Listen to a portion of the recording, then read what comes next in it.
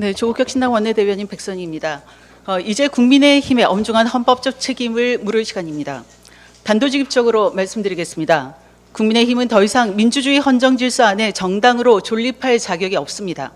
지난 대선에서 국민의힘의 정치적 책임을 물었다면 이제 엄중한 헌법적 책임을 물을 시간입니다. 위헌 정당은 해산되어야 합니다. 조국혁신당은 지난 1월 5일 국민의힘에 대한 정당 해산 심판 청구를 가장 먼저 촉구한 이후 일관되게 국민의힘의 헌법적 책임을 물을 것을 강하게 요구해 왔습니다. 내란 속에 윤석열을 옹호하고 내란 동조의 천병으로 대한민국 헌정과 민주적 기본 질서를 조직적으로 위협한 반헌법적 정당을 더 이상 용납할 수 없기 때문입니다. 그럼에도 우리 국민은 인내심을 갖고 그동안 국민의힘에게 성찰과 혁신의 기회를 주었습니다. 그러나 스스로 자신들의 잘못을 깨닫고 역사와 국민 앞에 섰고 대제해야 할 시간에 전환길과 극우 부대를 입당시키고 윤 어게인을 외치며 도로 윤석열 당으로 빠르게 회귀하고 있습니다. 그저 당권 경쟁을 향한 권력 투쟁에만 혈안이 되어 있습니다.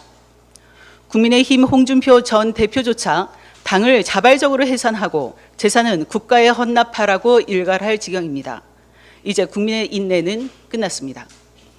조국 대표는 지난 20일 옥중 서신을 통해 내란 우두머리를 배출하고 그의 불법을 옹호, 비호, 동조, 방조한 정당에 책임을 물어야 한다고 강하게 경고했습니다.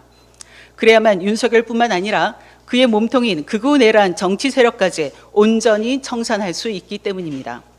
제2, 제3의 내란을 원천 차단하고 헌정과 국민주권을 수호하기 위한 기본적인 전제 조건입니다.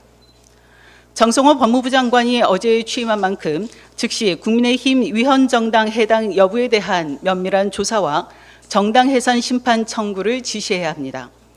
위헌정당에 대한 해산 심판을 규정하고 있는 헌법 제8조 제4항은 민주주의를 지키기 위해 국민이 국가에 부여한 막중한 책무입니다. 이를 즉각 이행할 것을 촉구합니다. 국회 역시 적극적으로 행동에 나서야 합니다. 현재 발의되어 있는 국회 정당 해산 심판 청구 요구권을 부여하는 헌법재판소법 개정안, 내란범 배출 정당에 대한 국고보조금을 차단하는 국고보조금 차단법, 위헌정당 해산 결정이 내려진 정당 소속 의원의 직을 박탈하는 위헌정당 의원직 박탈 법안 등에 대한 초당적 논의를 시작해야 합니다. 위헌정당과 극우 내란 세력이 민의의 전당인 국회에 다시는 발붙일 수 없도록 법 제도적 장치를 즉각 마련해야 합니다. 정당의 자유는 헌법 질서 안에서만 보장받을 수 있습니다.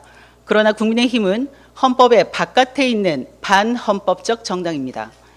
헌법을 부정한 정당에게는 해산이라는 헌법의 귀결이 따라야 합니다. 정부는 행동하고 국회는 입법해야 합니다. 이제는 민주주의를 위한 결단의 시간입니다. 이상입니다.